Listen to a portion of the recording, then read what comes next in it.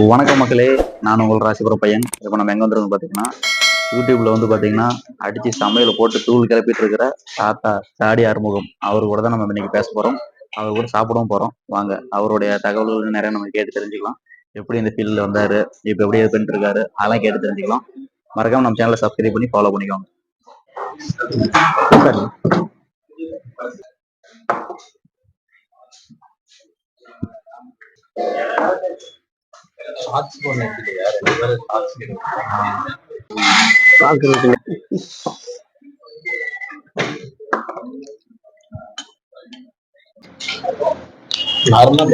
ஐயா, இன்னைக்கு நீங்க செய்யற இந்த பிரியாணி எல்லாம் இன்னைக்கு இருக்க பசங்களுக்கு ரொம்ப பிடிக்குது.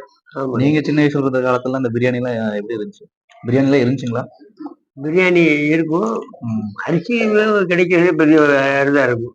அரிசி சாப்பாடு கிடைக்கிறது, அரிசி சாப்பாடு. பிரியாணி எல்லாம் வந்து சாப்பிடுறதுன்னா சும்மா வசதியானவங்க வீட்டுல இருக்கும். அப்பா வசதியானவங்க கிட்ட மட்டும் இருக்கும். பெரும்பாலும் வந்து பிரியாணி எல்லாம் வாயில போய் சுடிக்கலாம். பிரியாணி எல்லாம் நம்ம கிடைக்காது. கறி குழம்பு வச்சு சாப்பிடுவாங்க. கறி குழம்பு, கறி குழம்பு, மீன் குழம்பு இந்த மாதிரி சாப்பிடுவாங்க. நீங்க அந்த ஆத்து பாசன ஏரியால இருக்கனால உங்களுக்கு மீன்லாம் இன்னும் சீக்கிரம் கிடைக்கும் இல்லைங்களா? ஆத்து மீன் கிடைக்கும். ஆத்து மீன் கிடைக்கும். ஆமா. அப்ப ஆத்து மீன் எல்லாம் அதிகமா சாப்பிட்டு வளர்ந்துருப்பீங்க. ஆத்து மீன் நல்லா நிறைய சாப்பிட்டுருக்கேன். களிக்கும் அதுக்கும் ஆத்து மீனை பிடிச்சி சுட்டு கூட சாப்பிட்டுருக்கேன். சுட்டு சாப்பிட்டுருக்கீங்க. ஓ, அப்ப ஆனா அப்பெல்லாம் வீடியோ போடாது இருந்துச்சுன்னா நீங்க அப்பயே ஃபேமஸ் ஆயிருந்திருப்பீங்க.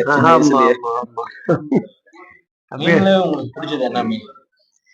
அது கெளுத்தி மீன் நல்லா பிடிக்கும். கெண்டை கெளுத்தி பிடிக்கும். கெண்டை மீனுன்னு சொல்லியிருக்கு. கெண்டை மீன் பிடிக்கும், கெளுத்தி மீன் பிடிக்கும். ஐர மீன் ரொம்ப ரொம்ப பிடிக்கும் நமக்கு. ஐர மீன் சின்ன சின்ன குட்டி குட்டியா இருக்கும். ஐர மீனுங்கிறது அது ரொம்ப பிடிக்கும். அதெல்லாம் களியோட சாப்பிட்றப்ப டேஸ்டா இருக்குங்க. நல்லா ஒரு மொத்த சாப்பிட்ற அளவு 2 மொத்த சாப்பிடுறோம். அந்த அளவுக்கு நல்ல டேஸ்ட்.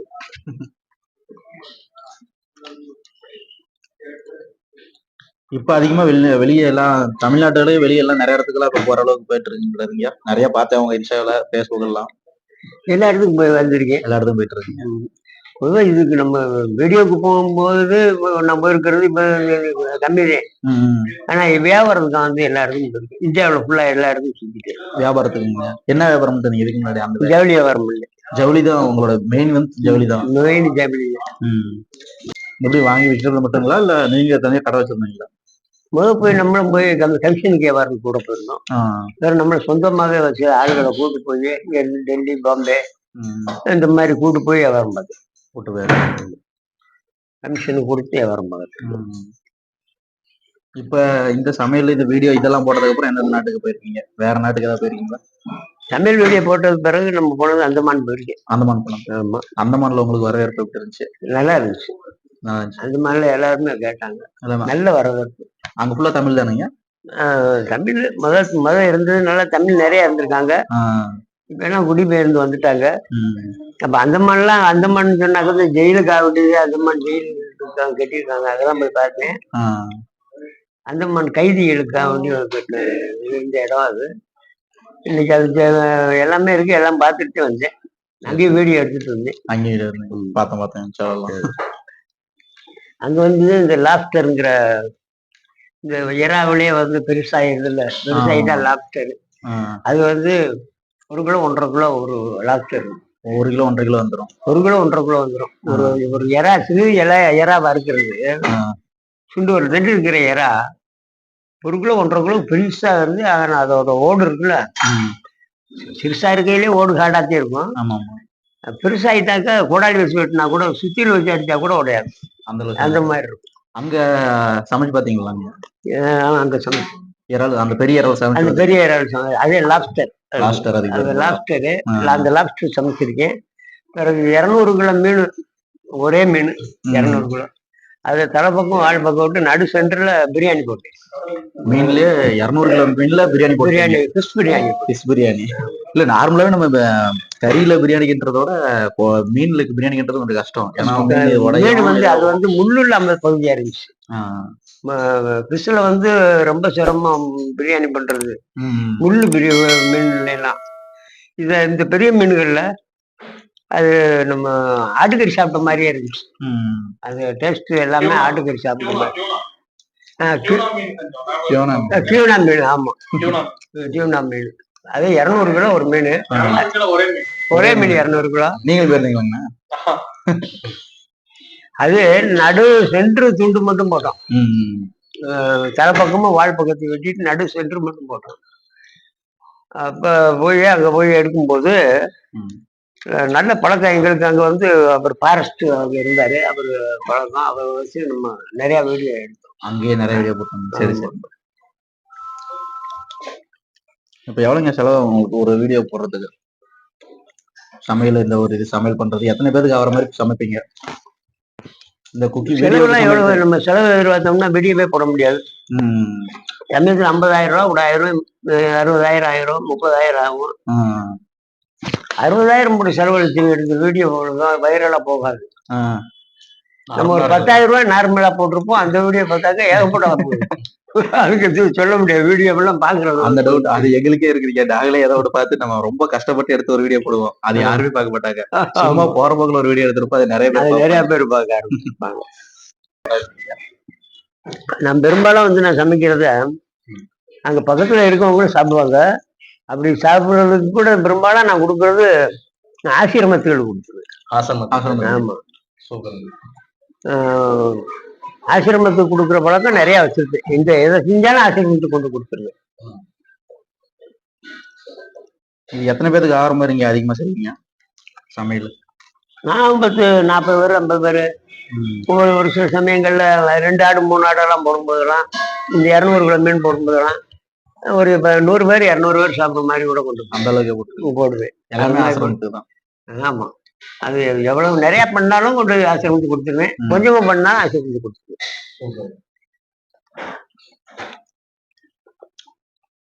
இப்ப நம்ம நாமக்கல் வந்துருக்கீங்க. உங்களுக்கு நாமக்கல்னு சொன்னா ஞாபகம் ஏதாவது வந்துருக்கீங்க? நாமக்கல் கேள்விப்பட்டிருக்கேன். நாமக்கல்ல நான் சரியா வரல. நான் இங்க பக்கத்துல திருப்பூர், கோயம்புத்தூர் எல்லாம் கூட சுத்தி இருக்கிறேன். ஆனா நான் இவ்வளவெல்லாம் பக்கத்துல வந்தவே நாமக்கலுக்குள்ள எல்லாம் வந்தது கிடையாது. இதே ஃபர்ஸ்ட் டைம் வந்து அதுல ஹோட்டல் வைக்கிறதோட வரணும் அப்படிங்கிற மாதிரி ஒரு இதுக்கு வந்திருக்கோம். இப்ப நாமக்கல் வச்சிருக்கீங்க. அடுத்து எங்கெங்கெல்லாம் வைக்கிற பிளான் இருக்கு? நம்ம எல்லா இடத்துலயுமே எனக்கு வைக்கணும் ஒரு ஆசை இருக்கு. தமிழ்நாடு வரைக்கும் எல்லாம் தமிழ்நாட்டுல எல்லா இடத்துலயும் கொடுப்போம். நம்ம டெஸ்ட் எல்லாம் கேட்கறாங்க. ஒரே இடத்துல இல்ல, எல்லா இடத்துலயும் டேஸ்ட் பத்தி கேட்கறாங்க.